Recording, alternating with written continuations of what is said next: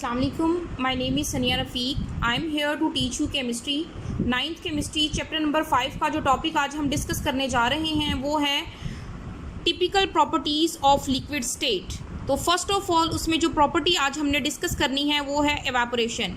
Evaporation क्या होता है? एवापोरेशन एक ऐसा फिनोमिना है जिसमें लिक्विड के मॉलिक्यूल्स गैस फेज में कन्वर्ट होते हैं, उसको एवापोरेशन कहते हैं। The changing of liquid into gas phase is called evaporation.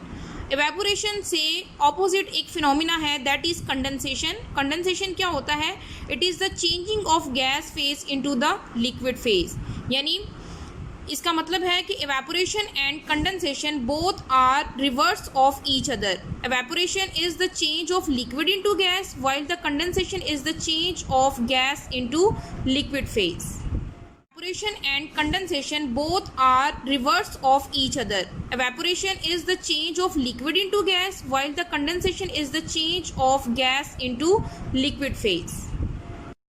Evaporation is an endothermic process. Endo mean inside, therm mean heat. यानी evaporation एक endothermic process है जिसके दौरान heat absorb होती है। इसकी एग्जाम्पल है when 1 mole of water in liquid state is converted into the vapor phase, it requires 40.7 kilojoule of energy. जब liquid form में 1 mole of water gas phase में कन्वर्ट होता है तो उसके लिए जितनी हीट रिक्वायर है वो है 40.7 किलोजूल पर मोल, जिसको कहते हैं heat of vaporization. Next is the process of evaporation. Evaporation का प्रोसेस किस तरह से होता है? In the liquid state molecules are in the continuous state of motion. जो लिक्विड फेज होती है उसमें मॉलिक्यूल्स कंटिन्यूसली मूवमेंट में होते हैं, हर वक्त मूव करते रहते हैं, अपनी प्लेस को चेंज करते रहते हैं। रूम टेम्परेचर पे अगर हम कोई भी बीकर लेते हैं उसके अंदर ये वाटर मौजूद है तो उसमें जो अपर लेवल में वाटर मॉलिक्यूल्स मौजूद हैं उनकी काइनेटिक एनर्जी सबसे ज़्यादा होगी।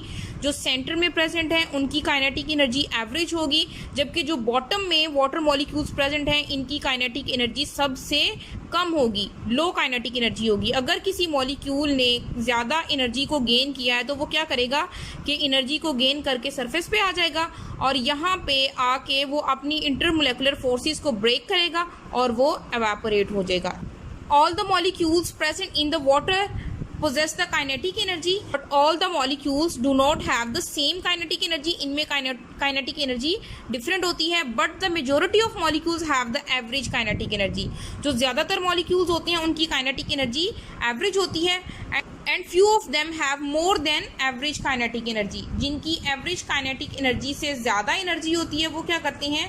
वो अट्रैक्टिव फोर्सेस को ओवरकम करते हैं और escape आउट हो जाते हैं वाटर की सरफेस से। This is the process of evaporation.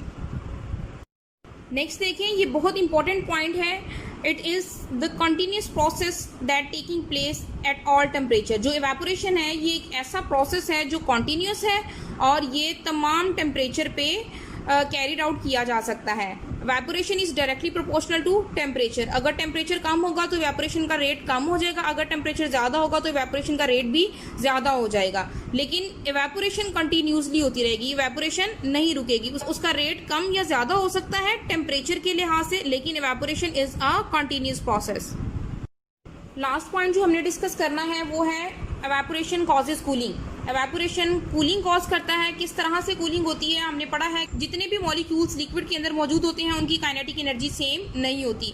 Some possess high kinetic energy, some possess low kinetic energy and maximum molecules possess the average kinetic energy. जो हाई काइनेटिक एनर्जी मॉलिक्यूल्स होते हैं वो क्या करते हैं, सरफेस पे आके जो इंटरमोलेकुलर फोर्सेस हैं उनको ओवरकम करते हैं और वेपोराइज हो जाते हैं, यानी सरफेस से एस्केप आउट हो जाते हैं। When the high kinetic energy molecule vaporize, the temperature of the remaining molecules fall down. तो जो remaining molecules होते हैं उनका टेम्परेचर कम हो जाता है, या तो उनकी काइनेटिक एनर्जी लो होती है या एवरेज होती है, तो उनका टेम्परेचर भी कम हो जाता है remaining molecules का।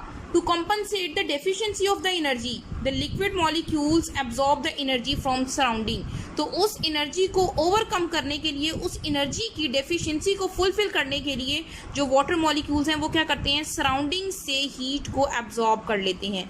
दे absorb the energy from the surrounding. Surrounding से एनर्जी को एब्जॉर्ब करते हैं, the temperature of surrounding falls down and we feel cooling. तो जो सराउंडिंग है उसका टेम्परेचर कम हो जाता है और हमें कूलिंग महसूस होती है। इसकी एग्जांपल क्या है, अल्कोहल। अब इसकी जो एग्जांपल है इसको हम किस तरह से अंडरस्टैंड कर सकते हैं, when we put a drop of alcohol on our palm. जब अपनी हथेली पे हम अल्कोहल का कोई एक ड्रॉप रखते हैं तो क्या होता है कि अल्कोहल रूम टेम्परेचर पे एवापोरेट हो जाता है। जब वो एवापोरेट होता है तो हमें कूलिंग इफेक्ट फील होता है। This is all about the evaporation and the process of evaporation. Thank you very much. Allah Hafiz.